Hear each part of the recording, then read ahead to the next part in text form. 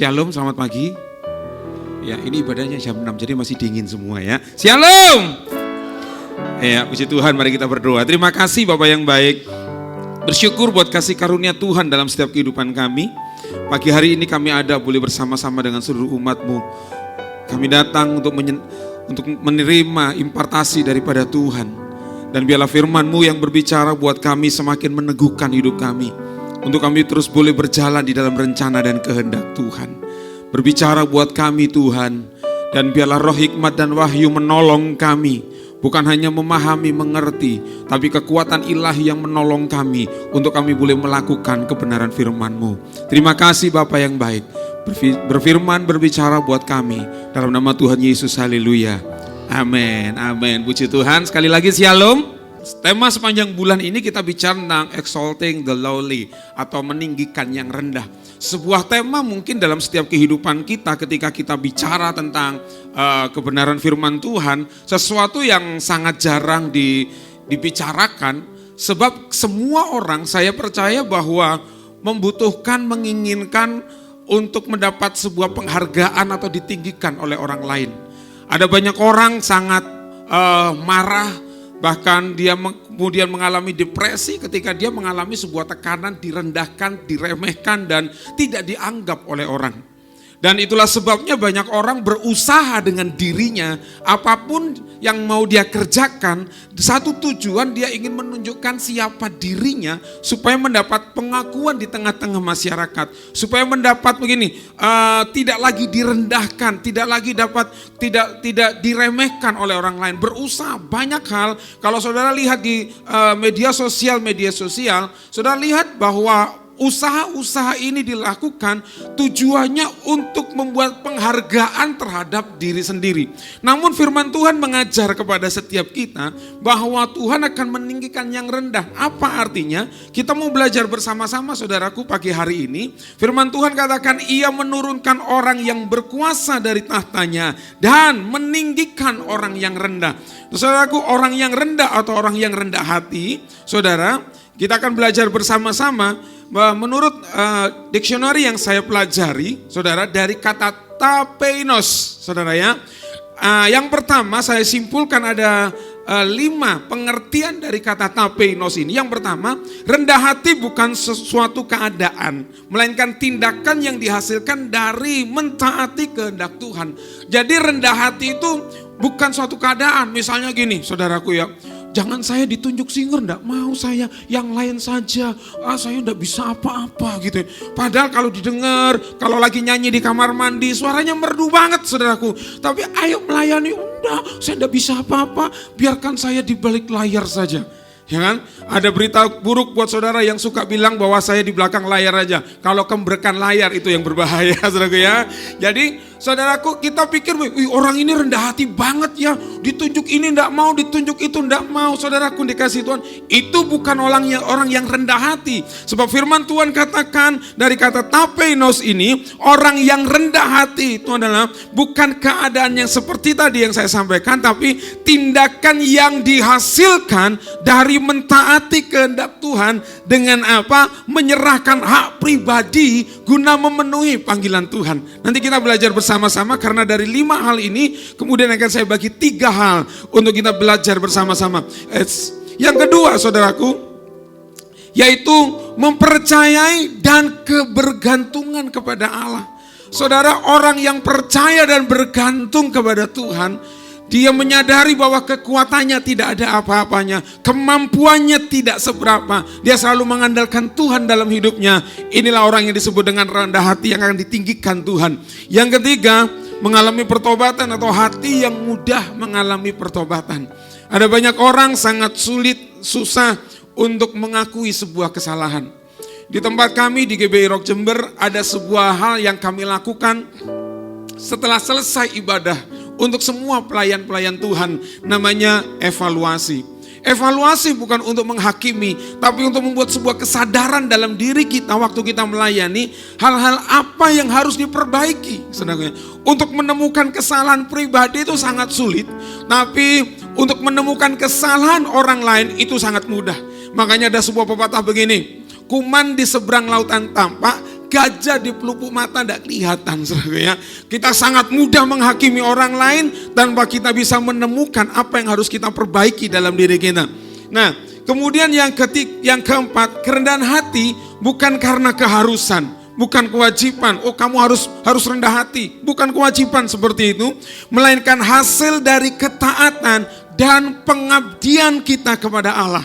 Kemudian yang kelima, kerendahan hati sebagai kesiapan untuk saling melayani di tempat yang telah ditetapkan oleh Allah. Jadi waktu Tuhan menempatkan kita, ditetapkan Allah untuk melayani Tuhan. Waktu kita berkata, siap Tuhan. Nah, inilah yang disebut dengan kata tapeinos. Nah, dari kata inilah saudaraku dikasih Tuhan, maka sikap rendah hati boleh saya simpulkan yang pertama adalah orang-orang yang memenuhi panggilan Tuhan. Katakan panggilan Tuhan. Setiap orang memiliki kehendak bebas. Kehendak bebas untuk menentukan pilihan. Manusia dilahirkan dengan kehendak bebas. Manusia diciptakan dengan kehendak bebas. Waktu Adam dan Hawa diciptakan oleh Tuhan, Tuhan berfirman kepada mereka berkata begini, semua pohon yang ada di dalam taman ini boleh kamu makan. Boleh kamu makan, ya, kecuali satu saja, yaitu pohon pengetahuan yang baik dan yang jahat, jangan kamu makan.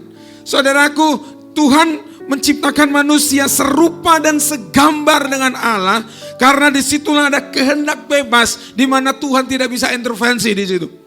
Kalau Tuhan mau bahwa manusia tidak jatuh dalam dosa, Tuhan akan ngomong begini kepada mereka, semua pohon yang ada di dalam taman ini boleh kamu makan tanpa kecuali, tanpa syarat dan ketentuan berlaku, silahkan makan. Ya, habiskan semua, silahkan, tidak ada masalah. Namun ada satu kalimat yang untuk pada akhirnya manusia memilih dari kehendaknya memakan buah pengetahuan yang baik dan yang jahat, ketika buah itu dilarang dimakan oleh mereka. Saudaraku dikasih Tuhan, setiap kita boleh memilih, ya. Namun saudaraku dikasih Tuhan, Alkitab selalu memberikan pilihan kepada kita. Dalam kitab Keluaran, kitab Ulangan katakan, pilihlah berkat. Saya bangga saya punya Tuhan. Waktu manusia memilih dari setiap pilihannya, Tuhan juga menunjukkan apa yang harus kita tanggung. Pilihlah berkat kalau kamu begini, A, B, C, D, E. Kemudian Tuhan juga berkata, kalau kamu pilih kutuk, kamu ini yang kamu lakukan, maka ini yang terjadi dalam hidupmu. Saudaraku dikasih Tuhan, setiap orang memiliki kehendak bebas untuk menentukan pilihan kita. Namun kita belajar pagi hari ini saudaraku, kehendak bebas kita untuk memilih memenuhi panggilan Tuhan. Lukas 1 ayat yang ke-38 firman Tuhan berkata begini, kata Maria, aku ini adalah hamba Tuhan, jadilah padaku menurut perkataanmu itu. Lalu malaikat itu meninggalkan dia. Saudaraku dikasih Tuhan, firman Tuhan ini ditulis ketika Maria mendapatkan sebuah salam dari malaikat. Damai sejahtera turun atasmu. Maria kaget. Waduh, ini malaikat datang.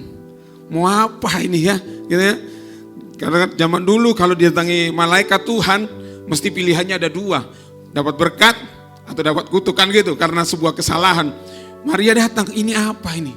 Apa arti dari salam itu? Saudaraku, kemudian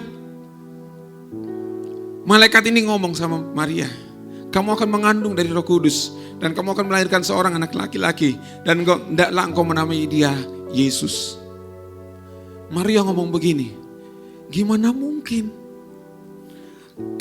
Saya belum menikah, gitu ya. Sebab saya percaya begini, di benak Maria, ketika malaikat itu datang ngomong begini, kamu akan mengandung dari Roh Kudus. Waduh, semua impian yang ada dalam otaknya sudah buyar. Saya percaya setiap wanita memiliki sebuah impian, memiliki sebuah keinginan ketika akan menikah. Pakai gaun yang cantik, yang indah. Kemudian nanti modelnya begini, pestanya begini, semua punya impian. Tapi waktu malaikat Tuhan datang kepada Maria, salam ini mengandung sebuah arti yang sangat besar. Saya percaya ada sebuah gejolak yang besar dalam dirinya ketika dia hendak menerima sebuah tanggung jawab, mengandung dan melahirkan seorang anak yang pada akhirnya nanti anak ini disebut dengan juru selamat. Tapi di akhir perkataan, di akhir bertanya jawab antara malaikat dan Maria, sebuah perkataan ini muncul. Kata Maria, aku ini adalah hamba Tuhan. Jadilah padaku menurut perkataanmu. Saudaraku dikasih Tuhan, kalau kita tidak memahami tentang siapa diri kita, tentang panggilan dalam hidup kita, maka kita tidak akan pernah menerima panggilan dalam setiap kehidupan kita. Saya mengajar jemaat Tuhan, bahwa saudara dan saya statusnya sama. Kita semua adalah hamba Tuhan. Hanya kadangkala organisasi gereja yang membatasi predikat hamba Tuhan hanya ditentukan kepada orang-orang tertentu yang memiliki sebuah jabatan dalam kependetaan. Tapi secara umum, semua orang yang percaya kepada Yesus Kristus sebagai Tuhan dan Juru Selamat, kita dipanggil untuk menjadi hamba-hamba Tuhan dimanapun saudara berada. Di dalam marketplace, di tempat saudara belajar, di situ kita sebagai hamba Tuhan, bukan hamba uang.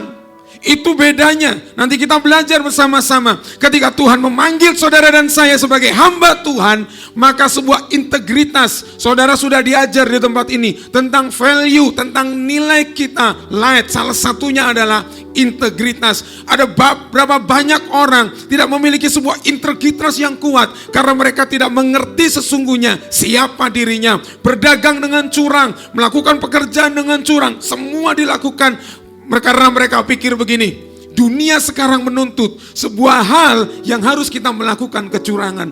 Tapi kalau kita tahu status kita adalah hamba Tuhan, maka kita sedang berdiri menyatakan kebenaran dari kerajaan kita, bahwa saya ini adalah hamba Tuhan. Firman Tuhan dalam 1 Korintus 9, 18-19 katakan begini, jika demikian apakah upahku? Upahku ialah ini, bahwa aku boleh memberitakan Injil tanpa upah, dan bahwa aku tidak menggunakan hakku sebagai pemberita Injil. Sungguh pun aku bebas terhadap semua orang. Aku menjadikan diriku hamba. Aku menjadikan diriku hamba dari semua orang, supaya aku dapat memenangkan sebanyak mungkin orang. Saudaraku, apapun yang saudara kerjakan, kalau kita ini hamba dengan sebuah tujuan begini, memenangkan sebanyak mungkin orang. Injil Matius 28:19-20 katakan, pergi beritakanlah Injil ke seluruh penjuru dunia. Pergi. Artinya, dimanapun saudara diutus Tuhan, di tempat saudara bekerja, di situ kita berdiri sebagai hamba Tuhan, supaya lewat pekerjaan saudara, di situ kita memenangkan sebanyak mungkin orang. Saudara, waktu kami pulang ke kota Jember, saya buka sebuah pekerjaan. Saya punya pekerjaan. Saya buka sebuah pekerjaan, salah satunya adalah saya buka cuci helm. Saya dedikasikan bahwa selain di mimbar seperti ini, sebuah pelayanan, dalam pekerjaan ini adalah pelayanan. Saudara, di tempat kami bekerja, kami selalu membagikan sebuah hal tentang kehidupan kami. Kalau situasinya begini, ya, karena kadang mereka cuci helm juga nungguin, saudara, ditungguin gitu ya. Kami berbagi cerita, saya bagikan mereka. Oh gitu ya Om, gitu ya Pak, oh iya ya, harusnya gitu ya Pak, begitu. Nah, satu waktu saudaraku, saya didatangi oleh salah satu sales mobil. Kami didatangi salah satu sales mobil, dia tidak sedang mencuci helm, tapi dia sedang menawarkan sebuah mobil buat kami. Ya, ditawarkan untuk dibeli loh, bukan dikasih. Wih, ditawarkan asik ini, suruh pilih mobil. Enggak, saudara ya. Untuk beli mobil, wah, dia cerita begini. Di tempat kami bekerja. Setelah dia cerita kami dengar. Kemudian saya dengar logat dari orang ini sangat berbeda dari kami. Saya tanya gini, Mbaknya ini bukan dari kota Jember ya? Oh iya, saya dari Ternate gitu ya. Oh gitu ya, kenalan, saya lihat begini. Kalau dilihat dari namanya, Mbak bergereja di mana? Karena namanya pas hari Natalnya Mary gitu ya. Oh ini Merry Christmas gitu ya. Oh ini pas Natal gitu. Oh enggak, saudaraku, ternyata dia ini menikah dengan seseorang yang seseorang dengan beragama lain. Dan karena sesuatu hal, kemudian mereka bercerai. Dan ternyata bahwa dari perceraian itu dia tetap mengikuti agama dari suami tersebut. Saudara, waktu kami cerita ini, kami bagikan kebenaran firman dalam hidupnya. Sebagai seorang pengusaha yang membuka usaha cuci helm, doanya kan biasanya, Tuhan kirimkan pelanggan-pelanggan. Tapi hari itu saya berdoa begini, Tuhan jangan kirimkan satu orang pun yang cuci helm, supaya orang ini mengerti dan mengenal keselamatan kembali. Kami injili kembali, kami doakan, dia nangis di situ. So, kalau nangis kemudian orang ketok-ketok pintu mau cuci helm kan lucu ya. Wah, melek lagi gitu, tidak jadi lagi kan. Saya berdoa, Tuhan tolong jangan ada seorang pun yang datang untuk cuci helm. Tidak apa-apa sudah, hari ini tidak ada yang cuci helm, tidak apa-apa. Tapi yang penting satu jiwa ini dimenangkan bagi kerajaan Allah. Itu doa kami. Dan memang benar, selama 2 jam lebih kami layani anak ini, saudara, orang ini. Kemudian di akhir pembicaraan kami, dia memutuskan, ini kata pentingnya, dia memutuskan untuk dia kembali kepada Yesus. Nah, saudaraku dikasih Tuhan, kalau kita hanya berbicara tentang untung rugi secara materi dalam hidup kita, maka kita tidak akan pernah menjadikan diri kita sebagai hamba Tuhan untuk menyatakan bahwa semua orang, supaya banyak orang dapat dimenangkan bagi kerajaan Allah. Kenapa? Karena hari-hari ini di dunia yang seperti ini, kita sedang berdagang dengan Tuhan. Orang Kristen ada banyak juga berdagang dengan Tuhan, ibadah berdagang dengan Tuhan. Tuhan, kalau aku ibadah, untungnya apa? Buat saya, selalu kita kembali, untung buat saya apa? Untung buat saya apa? Padahal kalau kita bicara tentang seorang hamba, hamba tidak pernah bicara tentang untung dan rugi. Seorang hamba hanya dia melakukan kehendak sang Tuhan. Apa yang Tuhan inginkan, yang penting seorang hamba gini, siap Tuhan, saya mau lakukan itu. Saudara dan saya adalah hamba Tuhan. Kita bisa mengerti ini kalau kita memahami status yang baru yang ada dalam hidup kita. Roma katakan begini, kamu, saudara dan saya telah dimerdekakan dari dosa dan menjadi hamba kebenaran. Saudaraku, waktu Yesus mati di atas kayu salib, tidak hanya menebus kita dari semua dosa-dosa kita. Nah, firman Tuhan katakan bahwa waktu Tuhan tebus kita, dipindahkan kita dari gelap kepada terangnya yang ajaib. Dan waktu Tuhan pindahkan dari gelap kepada terangnya yang ajaib, firman Tuhan katakan, kamu adalah terang dunia. So, Tuhan tidak bicara, kamu harus jadi garam dunia, kamu akan jadi garam dunia. Tapi firman Tuhan, kamu adalah garam dan kamu adalah terang. Ini adalah sebuah identitas yang perlu diketahui, dipahami oleh setiap kita. Kamu telah dimerdekakan dan menjadi hamba kebenaran. 19 katakan, dalam bahasa sederhana, aku mengatakan hal ini karena kelemahan kamu sebagai manusia. Sebab sama seperti kamu telah menyerahkan anggota-anggota tubuhmu menjadi hamba kecemaran dan kedurhakaan yang membawa kamu ke dalam kedurhakaan, demikian pula kamu sekarang harus menyerahkan anggota-anggota tubuhmu menjadi hamba kebenaran yang membawa kamu kepada pengudusan. Saudaraku dikasihi Tuhan, waktu kita membawa seluruh anggota tubuh kita menjadi hamba kebenaran, itu firman Tuhan katakan, yang membawa kamu, yang membawa saudara dan saya kepada pengudusan. Diproses dari hari lepas ke sehari untuk disempurnakan sama seperti Kristus. Jadi saudaraku dikasihi Tuhan, hal yang pertama adalah orang yang rendah hati. Dia paham, memenuhi panggilan dalam hidupnya bahwa saya adalah hamba Tuhan.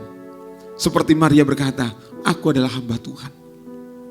Untuk menjadi hamba Tuhan, bukan kemudian berbondong-bondong mendaftar, Pak saya mau jadi pendeta semua, enggak. Kalau semua hanya dikerdilkan dengan sebuah fungsi kepejabatan, kependetaan dalam sebuah organisasi, maka saudaraku, ruang lingkup untuk kita memberitakan kebenaran itu semakin kecil. Tapi ketika Tuhan mengutus saudara, hidup saudara dimanapun saudara berada, maka penyebaran pekabaran Injil, mengenai tentang Kristus Yesus sebagai Tuhan dan Juru Selamat semakin tersebar karena kita berfungsi masing-masing di tempat kita. Dan yang kedua, saudaraku dikasih Tuhan, orang yang rendah hati adalah orang yang bersedia menerima tuntunan dari Tuhan. Katakan tuntunan. Katakan tuntunan. Ya, saya membuat sebuah statement begini. Tuntunan Tuhan sekalipun sulit, tetapi akan membawa kita kepada penggenapan janji Tuhan. Kita akan berpikir begini, kalau Tuhan yang tuntun tuh, seperti Mazmur 23, Tuhan adalah gembalaku yang baik, takkan kekurangan aku. Amin. Dia membawa aku ke padang rumput yang hijau. Dia membawa aku ke air yang tenang. Yes.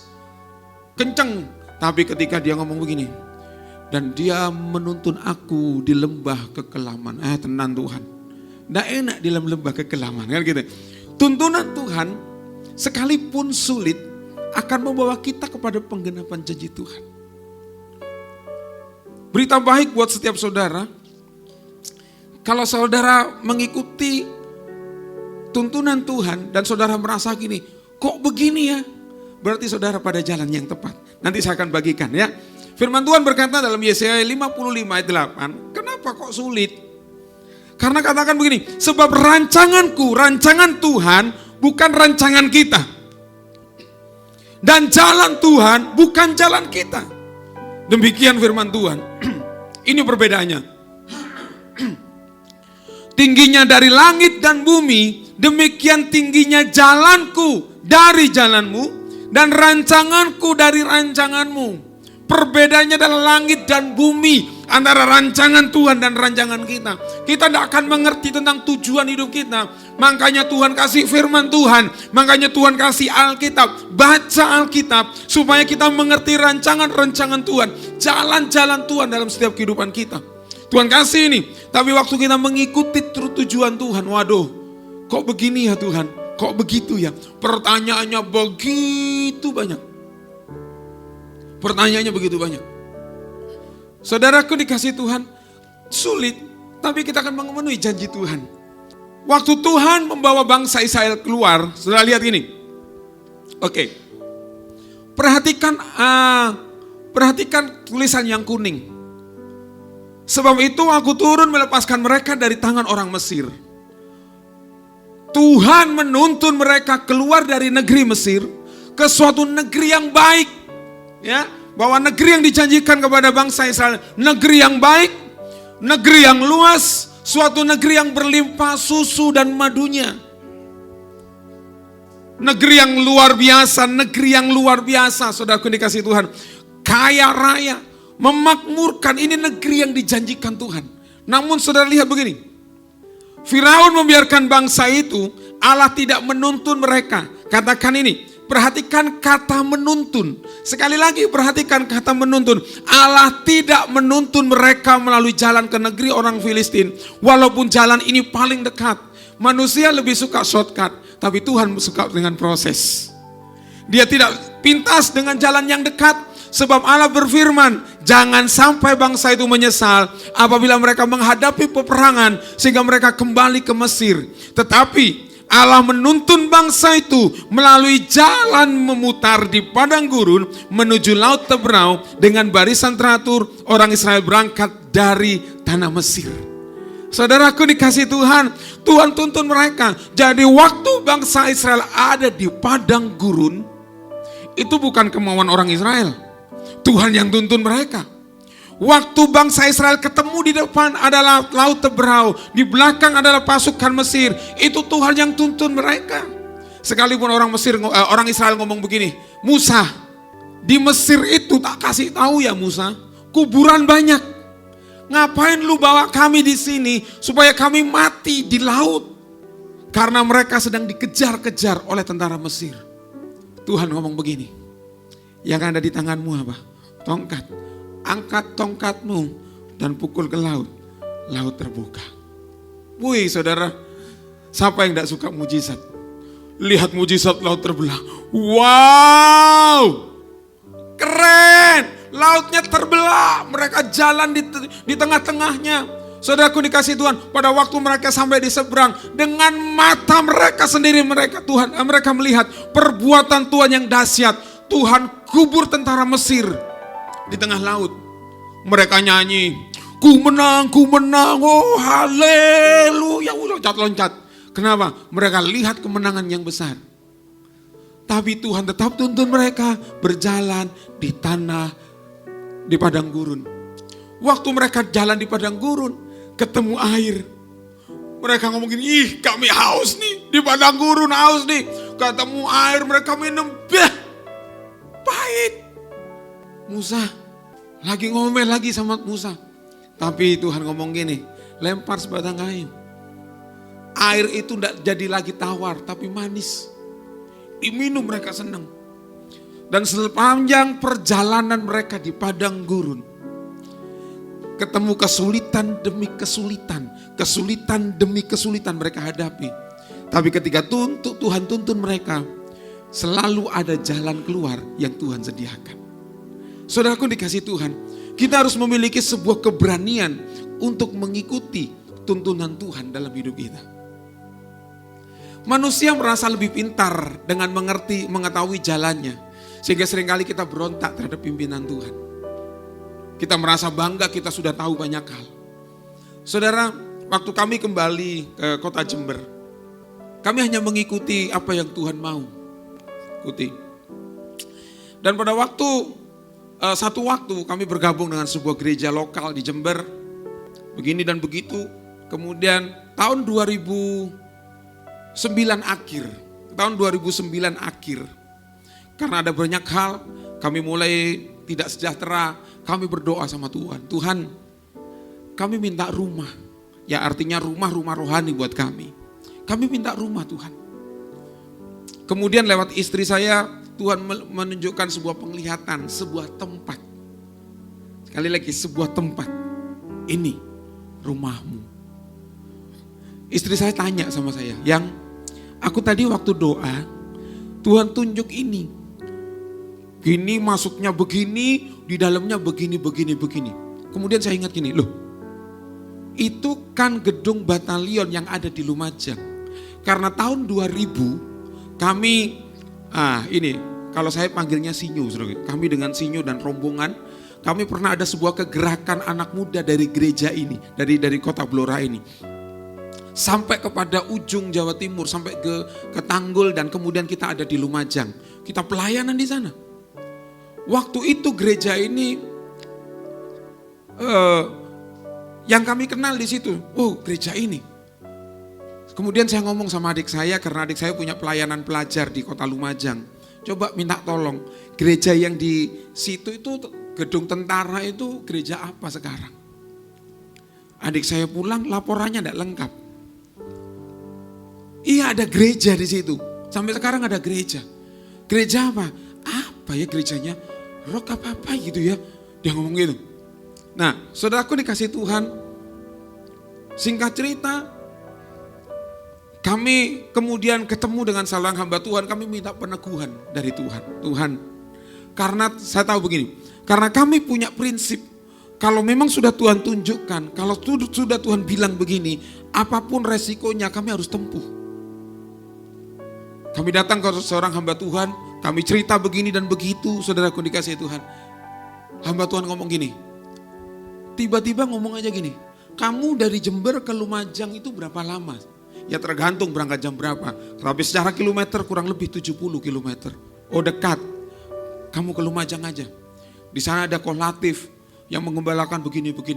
Kami baru tahu bahwa gereja itu lagi Beirok. Dan yang menggembalakan adalah Bapak Latif. Di situ waktu kami pertama kali beribadah di situ. Biasanya yang minta perkes tangan itu adalah istri saya. Perkesan tanganku enak katanya gitu ya, kayak dipijet gitu ya. Tapi waktu jalan tangan saya yang diperkes sama istri saya. Benar ini yang Tuhan tunjukkan. Kami beribadah di situ, kami nikmati sesuatu saudara.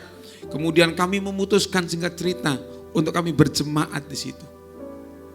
Waktu kami berjemaat, kemudian kami sudah diajak begini dan begitu sama Bapak Gembala. Saudaraku dikasih Tuhan, dalam pikiran manusia, ragu itu wajar. Bener lah Tuhan. Jember, Lumajang, PP, Jember, Lumajang, PP. Nah, di Lumajang waktu itu saudara, kalau kami terlibat dalam pelayanan, yang pertama kami wajib ikut fellowship pekerja sebulan sekali. Dan yang kedua, karena kami terlibat di dalam pelayanan PW, Present Worship, kami wajib ikut namanya fellowship PW. Jadi fellowship PW waktu itu hari Jumat. Jadi hari Minggu, hari Jumat. Nah, hari Jumat kami datang sore, kemudian kami ikut fellowship. Nah, karena peraturan yang kedua selanjutnya adalah setiap pelayan Tuhan wajib mengikuti komsal. Karena kami jauh belum ada orang-orang lain, maka Bapak Gembala ngomong gini, kalau gitu komsalmu adalah komsal doa pagi. Jadi hari Jumat kami datang malam, kami ikut nginap di rumah Bapak Gembala, Sabtu doa pagi, kami pulang ke Jember. Kami buka usaha lagi, Minggu pagi-pagi subuh kita berangkat lagi ke Lumajang. Nah, kami kemudian bertanya sama Tuhan, Tuhan, bener enggak ini jalan? Rasanya berat. Seminggu 3 kali, seminggu 2 kali berat. Kemudian ada seorang hamba Tuhan datang ke kota Lumajang. Waktu itu Bapak Gembala enggak ada. Setelah selesai ibadah sore, saya mau berdoa buat Bapak. Mari Bapak berdoa. Satu kalimat pertama yang diucapkan oleh hamba Tuhan ini ngomong gini, ini rumahmu. Waduh, doanya minta rumah, ngomongnya ini rumahmu. Bla bla bla bla bla. Kamu adalah Yosua, bla bla bla bla gitu saudara ya. Nah, itu tadi pikiran manusia masih kadang-kala tanya terus sama Tuhan. Setiap kali saya pelayanan dalam sebuah pelayanan, saudaraku, ketika saya didoakan, pelayanan ini yang selalu ada dalam hidup saya. Kamu adalah seperti Yosua yang akan menopang pelayanan Musa dan bla bla bla begitu saudara. Pikiran saya ini juga nakal banget saudara. Serius nakal banget. Saya tidak pernah bertanya waktu saya didoakan, tidak pernah bertanya Musa itu siapa. Hari itu saudara, saya pulang dari Lumajang, saya ngomong, Tuhan, kalau memang saya ini pelayanan seperti Yosua bla bla bla bla tadi, Musa saya siapa? Saya kepingin tahu. Sebab di mana saya melayani, saya tidak pernah dengar dengan jelas bahwa pemimpin yang ada di atas saya adalah seorang Musa. Paling banyak adalah engkau adalah seorang pemimpin bla bla bla begitu saya. Besok hari Senin di Lumajang ada ibadah namanya ibadah M3, khusus profesional muda, ada ibadah di situ. Waktu firman Tuhan selesai, oke saudara, kita akan berdoa buat gembala saudara. Saya digerakkan Tuhan untuk berdoa buat gembala saudara. Mari Pak, maju, didoakan. Kemarin kalimat pertama dikatakan, ini rumahmu. Maka buat gembala saya Bapak Latif pada waktu itu, perkataan pertama yang muncul dari hamba Tuhan ini ngomong begini, kamu seperti Musa. Ya sudah, saya tidak tutup mata, saya cuma gini, amin. Ya amin, gitu saya. Nah sejak itu saya tidak mau tanya lagi, saudara ya. Karena saya ikuti tuntunan Tuhan. Jember Lumajang jauh, yes, tidak apa-apa. Karena ini aja caranya, dan taat aja. Waktu saudara taat, maka saudara akan Tuhan bawa gini naik. Kamu bukan kepala, kamu bukan ekor tapi kepala. Bicara tentang gini, waktu kamu taat, kamu akan Tuhan bawa naik gini sama Tuhan. Ya, makanya firman Tuhan ngomong begini. Yesaya 48:17. Beginilah firman Tuhan, penebusmu yang maha kudus Allah Israel. Akulah Tuhan Allahmu. Saudara, Tuhan menjaminkan dirinya. Aku Tuhan. Dia tidak ngomong dengan yang lain, ngomong begini, pada waktu Tuhan berfirman kepada bangsa Israel, dan hari ini Tuhan berfirman kepada setiap kita, akulah Tuhan Allahmu. Dia menjaminkan dirinya, aku Tuhan Allahmu. Allah yang kita sembah, Allah yang kita agungkan, aku Tuhan Allahmu. Mengajar engkau apa yang memberi faedah, yang menuntun engkau di jalan yang harus engkau tempuh. Tuhan mengajar kita, saya tahu tidak pernah merugikan kita. Waktu saudara taat aja, waktu Tuhan mengikuti arahan Tuhan, taat saja. Firman Tuhan ngomong begini, aku yang mengajar engkau untuk apa yang memberi faedah. Firman Tuhan memberikan keuntungan buat kita, yang menuntun engkau di jalan yang harus kau tempuh. Ayat 18, perhatikan begini, sekiranya engkau memperhatikan perintah perintah-perintahku. Sekiranya engkau memperhatikan perintah-perintahku, damai sejahteramu akan seperti sungai. Artinya saudara tidak akan pernah kehabisan damai sejahtera. Sekalipun ada toko yang berkatakan toko damai, di situ tidak menjual namanya damai sejahtera. Karena waktu saudara memperhatikan perintah Tuhan, memperhatikan perintah-perintahku kata Tuhan, maka damai sejahteramu akan seperti sungai yang terus mengalir dalam hidup kita. Kesejahteraanmu akan berlimpah-limpah seperti gelombang-gelombang laut. Artinya kesejahteraan kita tidak pernah habis, terus menerus. Tapi apa? Memperhatikan perintah Tuhan. Perhatikan perintah Tuhan. Perhatikan perintah Tuhan. Saudaraku, waktu saya ngikuti arahan Tuhan, perintah Tuhan, sulit ya. Tapi kesejahteraanku terus berlimpah-limpah sampai sekarang. Seperti gelombang laut, kadang besar, kadang kecil, tapi terus ada. Tidak pernah berhenti berkat Tuhan buat kami. Ikuti saja, perhatikan perintah Tuhan. Keturunanmu akan seperti pasir dan anak cucumu seperti kersik banyaknya. Saudara, sempat ada dalam pikiran dan benak saya begini. Tuhan, kalau sampai kami dipanggil Tuhan, kami tidak punya keturunan. Sepertinya gini, apa yang kami tinggalkan? Untuk siapa? Bagaimana? Tapi waktu Tuhan kasih pengertian, Tuhan kasih visi buat kami terus mengajar, mendidik, mengarahkan anak-anak muda. Kami tahu, kami sedang membagi kehidupan buat mereka. Sehingga mereka ketika tadi saya katakan ada di Papua, ada di Jakarta, ada di mana-mana, mereka ngomong gini, terima kasih Kak. Ya, umur begini saudara, tidak dipanggil bapak, panggilnya kakak. Awet muda ya, makanya kalau lihat gini, kalau saudara tahu umur kami berdua ini, ya, semua panggilnya kakak. Anak sekolah minggu, dia ikut orang lainnya, Kak Ben, siap. Anak sekolah minggu umur 3 tahun ya, enggak mau panggil opa, nah, ya, kakak, ya siap gitu ya, masih muda terus kan gitu. Nama mereka tidak akan dilenyapkan atau ditiadakan dari hadapanku. Jadi saudaraku dikasih Tuhan, mari ikuti aja arahan Tuhan. Maka saudara lihat gini, gitu ya. Biasanya kita kan tahu-tahunya kan di belakang, ini toh maksudnya Tuhan, gitu ya. Ikuti aja, sekalipun kita tidak mengerti. Yang ketiga saudaraku, oke, tinggal 3 menit lagi. Penundukan diri. Orang yang rendah hati, dia memiliki kemampuan, kekuatan untuk dia merendahkan dirinya, menundukkan dirinya kepada otoritas. Tadi saya bilang begini, orang yang rendah hati itu bukan berarti bahwa dia tidak punya kekuatan. Dia punya kekuatan, dia punya kemampuan, tapi dia menundukkan dirinya. Baik di hadapan otoritas. Otoritas kita yang pertama itu adalah Tuhan, dan otoritas kita yang kedua adalah pemimpin. Menundukkan diri kita.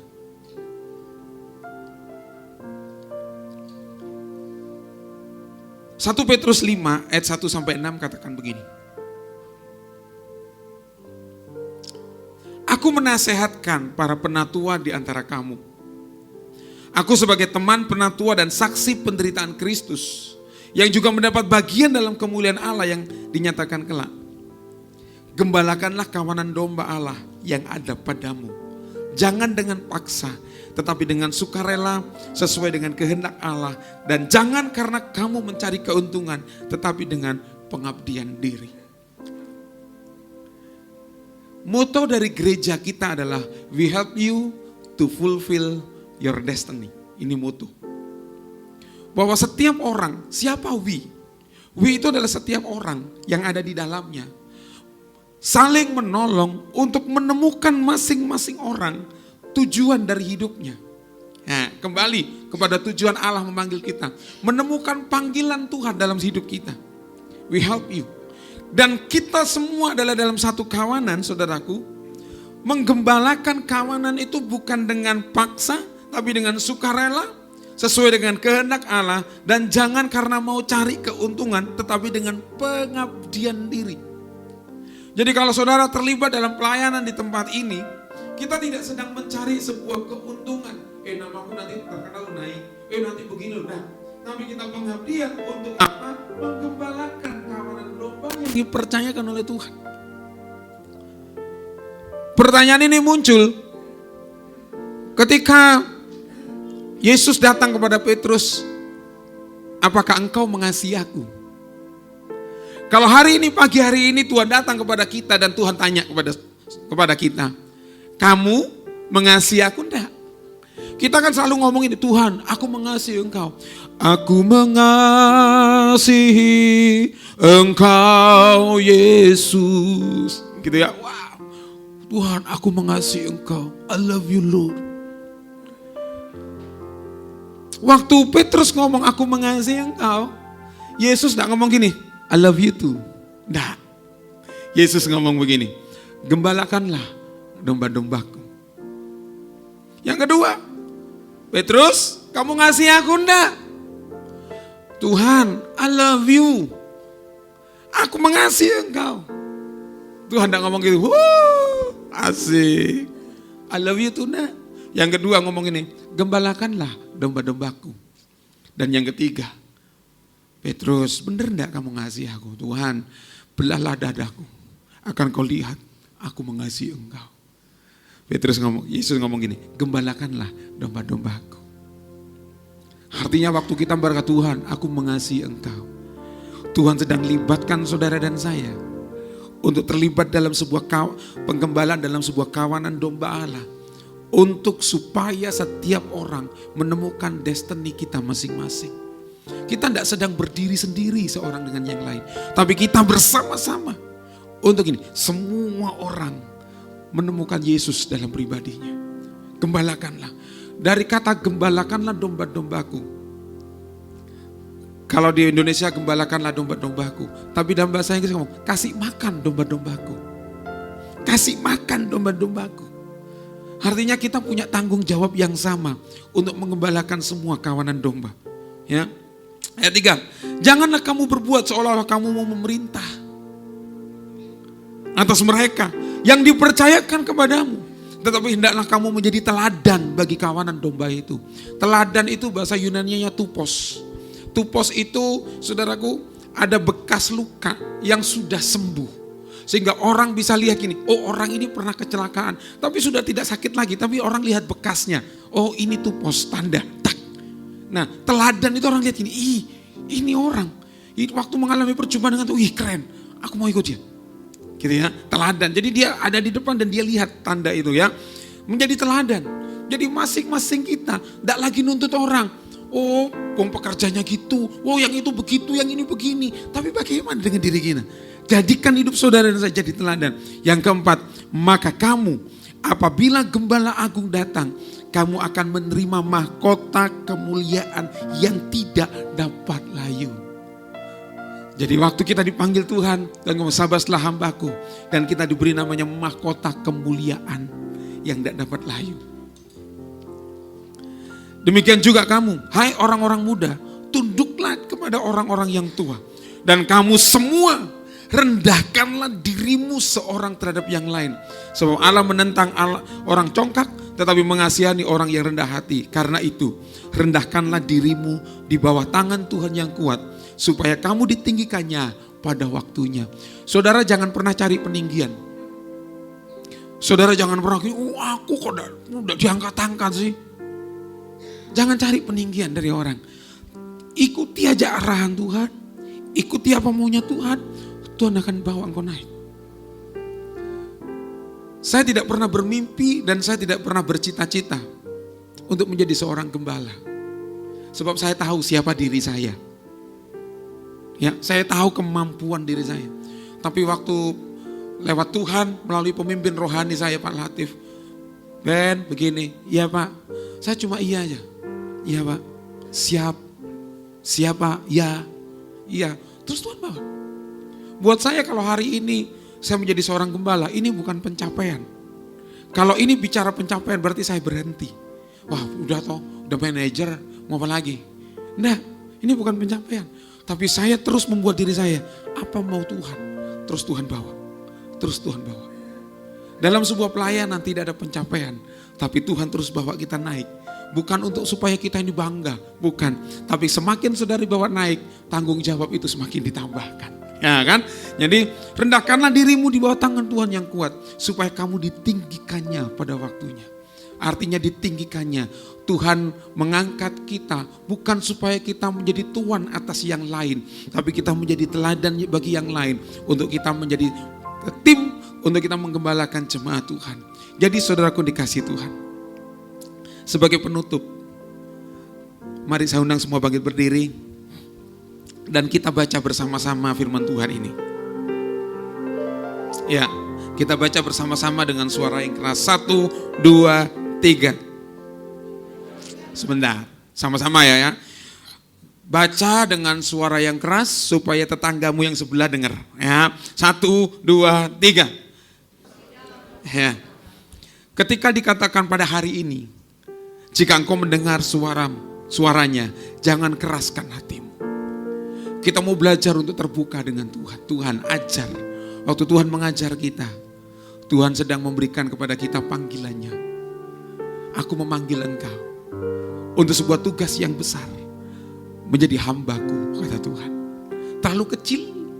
Saudara, kalau kita hanya menjadi seorang hamba, maksudnya dalam sebuah pelayanan yang dalam bentuk gedung ini, terlalu kecil bagiku. Tapi aku akan mengutus engkau menjadi hamba-hambaku dimanapun engkau berada. Sebagai seorang pelajar, sebagai seorang pegawai, seorang bisnismen, disitulah mimbar saudara untuk menyatakan Tuhan. Terima panggilan Tuhan, jangan takut. Ya, aku hamba Tuhan. Sebab aku ini hamba Tuhan, jadilah menurut perkataanmu itu. Jadi aku hamba Tuhan. Yang kedua, waktu Tuhan panggil kita, Tuhan tidak membiarkan kita gini, kamu adalah hambaku, ya sudah jalan sekarang. Enggak. Waktu Tuhan panggil kita, Tuhan memberikan tiang awan dan tiang apinya untuk menuntun jalan hidup kita. Untuk dibawa Tuhan terus naik, mengerti. Dan waktu kita mengikuti tuntunan Tuhan, tundukkan dirimu. Penundukan diri itu bicara tentang sebuah kerendahan hati kita. Ini Tuhan, aku. Biarlah otoritas kita melalui Tuhan dan melalui pemimpin-pemimpin kita, izinkan Tuhan mengarahkan kita untuk kita mengerti panggilan kita dan menggenapi seluruh panggilan Tuhan dalam hidup kita. Amin. We help you to fulfill your destiny. Supaya setiap kita bukan hanya menjadi orang Kristen yang biasa, tapi setiap kita adalah umat-umat Tuhan yang memenuhi panggilan Tuhan. Amin. Tundukkan kepala.